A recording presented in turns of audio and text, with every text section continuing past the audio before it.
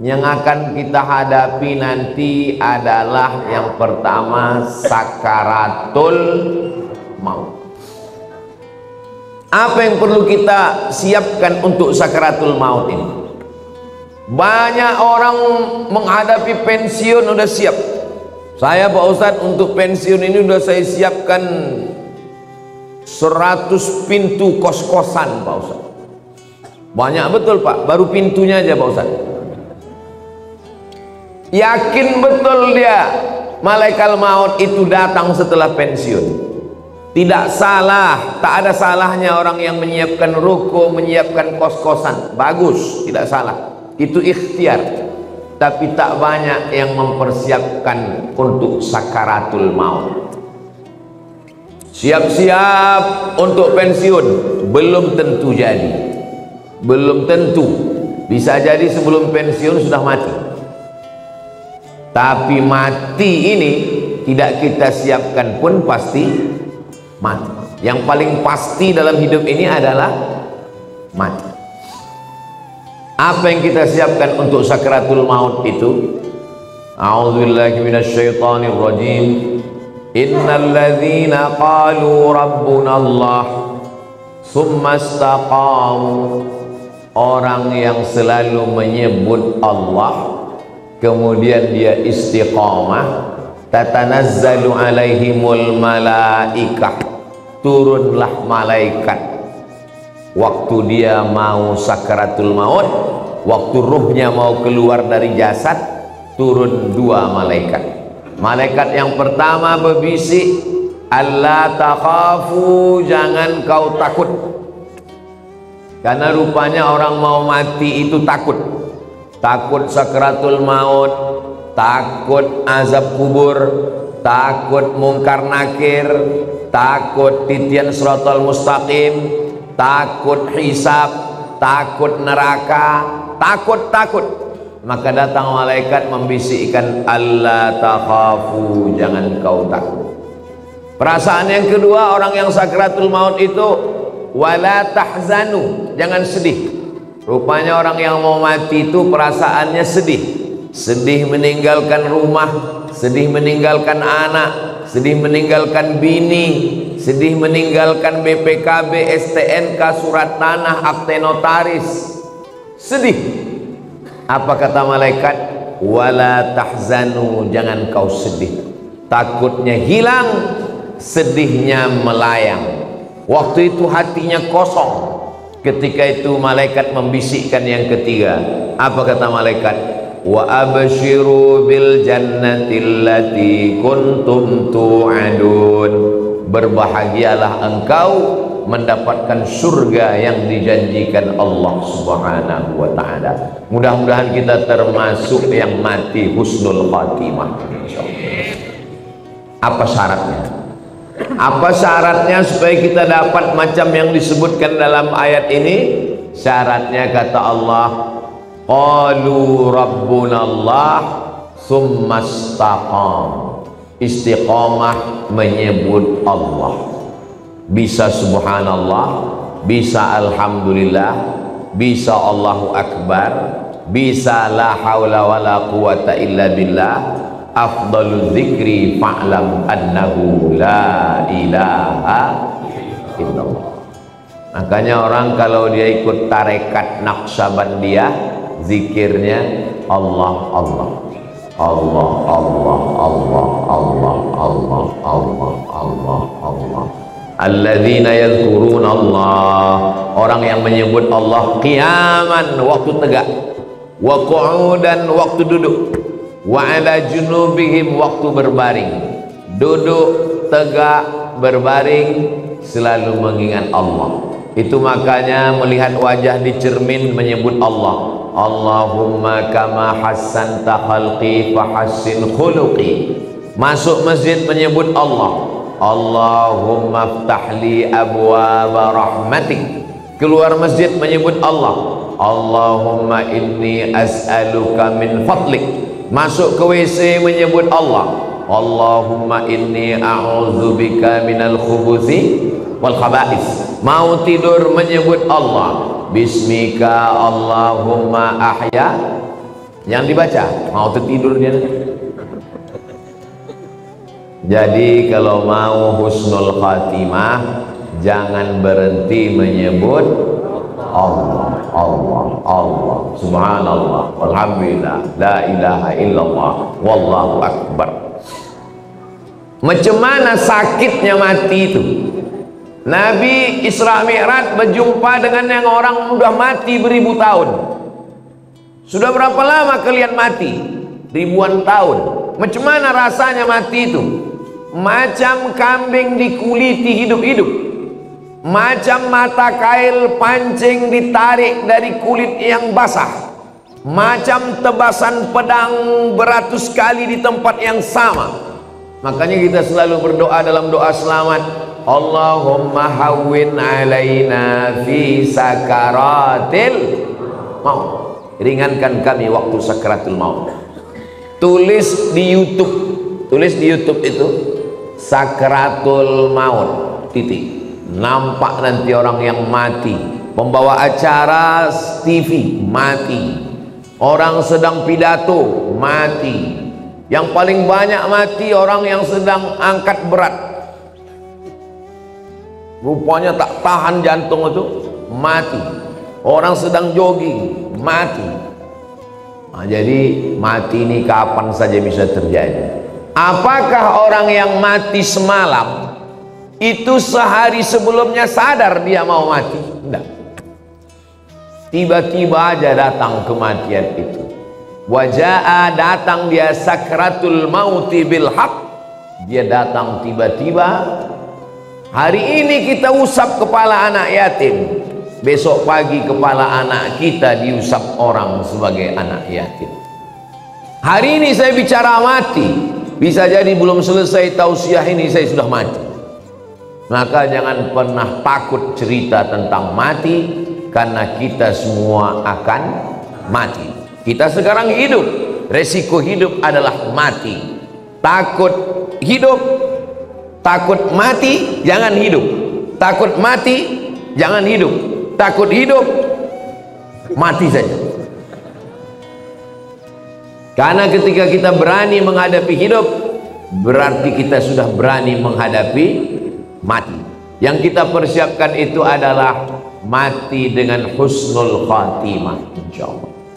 Apa yang sering kita dengar, apa yang sering kita tengok, apa yang sering kita pikirkan, itulah yang akan datang waktu sakaratul maut. Telentang kita di masjid ini, maka yang kita tengok adalah alhamdulillah, alhamdulillah, alhamdulillahi rabbil alamin. Itu maka kaligrafi ditulis di dinding. Supaya apa? Supaya mata menengok. Kalau bawa mobil dari Makkah ke Madinah, dari Makkah ke Jeddah, di pinggir jalan, subhanallah walhamdulillah, la ilaha illallah, wallahu akbar. Kenapa di pinggir jalan itu ditulis? Supaya kalau mati husnul khatimah. Beda tempat kita, di pinggir jalan yang tulis iklan es krim sama skincare. Makanya matinya bukan menyebut Allah, kredit. Apa yang sering kita dengar, apa yang sering kita tengok, apa yang sering kita pikirkan, itulah yang akan datang waktu sakaratul maut. Ada orang koma di masjid di Rumah Sakit Cipto Mangunkusumo Jakarta. Koma, belum titik lagi, masih koma, tidak sadar-sadar. Kata dokter, bawa orang ini ke rumah karena sudah tak ada harapan hidup. Ini tinggal menunggu aja lagi. Obat sudah tak ada sampai masanya mati ini nanti. Akhirnya anak istrinya pun dah menyiapkan mau bawa pulang ke rumah.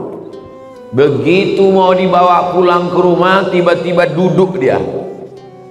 Dokter pun terkejut, anak bininya pun terkejut. Kok sadar dia lagi? Akhirnya ditanyalah orang ini, Bapak kan koma? Iya. Di dalam koma itu apa yang Bapak rasakan? Aku tak ingat apa-apa. Terus kenapa tiba-tiba sadar?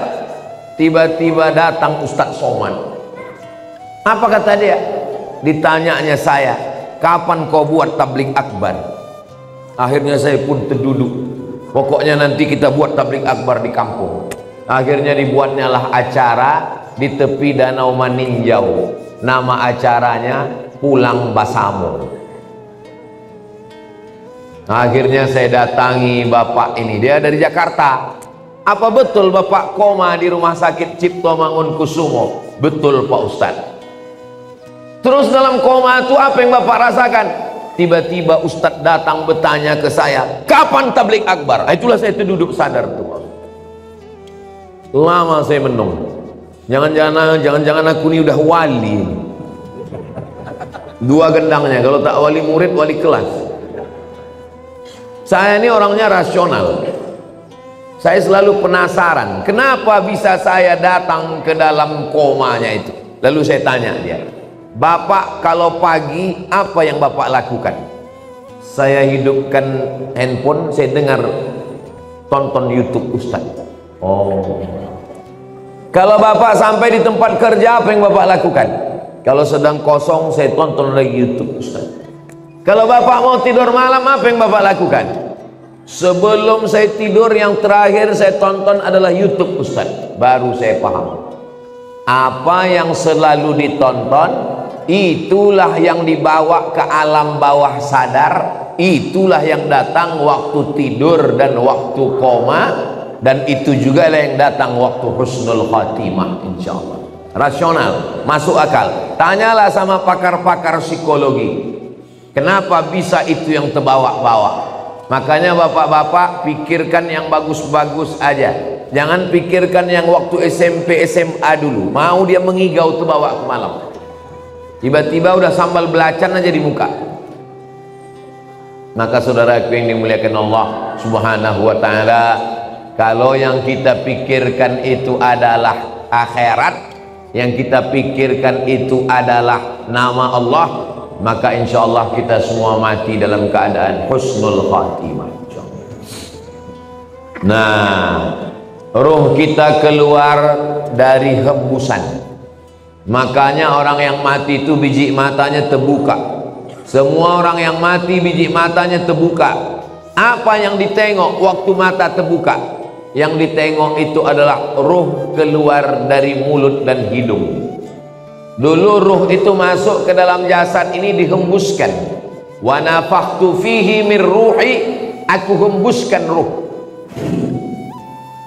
Rahaya ruhu, pergi berhembus. Ruh itu artinya pergi dan datang berhembus. Maka waktu datangnya berembus, perginya pun berembus.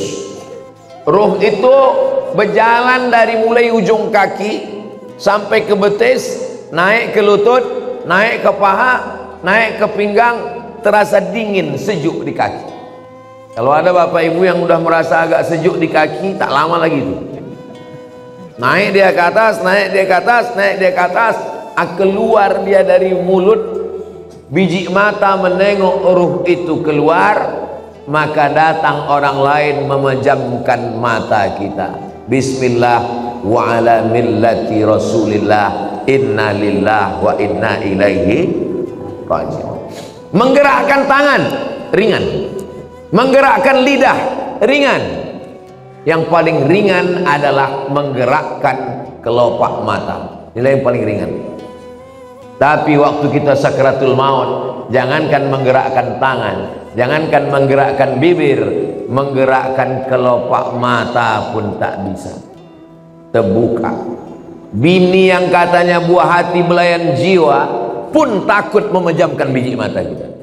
Datang anak ke masjid memanggil tuan imam, Pak Imam, tolonglah datang ke rumah. Ayah kami matanya tak tertutup-tutup dari tadi malam. Baiknya imam, padahal orang ini tak pernah datang ke masjid. Makanya masyarakat sini yang tak pernah datang ke masjidlah kalian. Untuk apa Ustaz sampaikan ini? Bukan orang ini datang, kirimkan video ini ke dia. Jangan sampai nanti akhirnya tuan imam yang datang ke rumah dia hanya untuk menutupkan kelopak matanya, dan akhirnya jenazahnya dibawa juga ke masjid. Seumur hidup ke masjid cuma 2 kali. Yang pertama akad nikah, yang kedua innalillah. Mudah-mudahan kita istiqomah menghidupkan masjid ini insyaallah. Lalu kemudian setelah ditutupkan, kita pun ruh keluar dari jasad. Lalu kemudian kemana pergi ruh itu? Ruh itu dibawa oleh malaikat. Dalam hadis riwayat Imam Ahmad bin Hanbal, ruh dibawa di atas kain kafan dari cahaya. Lalu kemudian mengetuk pintu langit. Lalu kemudian malaikat yang menjaga pintu langit menengok ruh. Apa kata malaikat penjaga pintu langit? Inilah orang yang amalnya kami tengok 2 kali sehari. Habis subuh, malaikat yang menjaga di waktu malam datang membawa amal dia. Habis maghrib, malaikat yang menjaga di waktu siang datang membawa amal dia. Amalnya kami tengok 2 kali sehari, tapi orangnya baru ini kami jumpa. Itulah makna orang yang dirindukan oleh para malaikat. Kam min masyhurin fil ardi walam yakun ma'rufan fis sama. Berapa banyak orang yang masyhur di bumi, viral, tapi malaikat di langit tak pernah kenal dengan dia. Tapi berapa banyak orang yang di dunia tak viral, tak dikenal orang, tak punya akun Facebook, Twitter, WhatsApp, tapi malaikat-malaikat penjaga pintu langit sudah lama merindukan dia, karena malaikat selalu membawa amal-amal dia. Mudah-mudahan amal-amal kita termasuk yang selalu lalu lalang di lalu lintas langit, dan orangnya masih di bumi, masyhur di bumi, masyhur juga di langit. Tak perlu masyhur di bumi, yang penting masyhur di antara malaikat penjaga pintu langit, insyaallah. Amin ya rabbal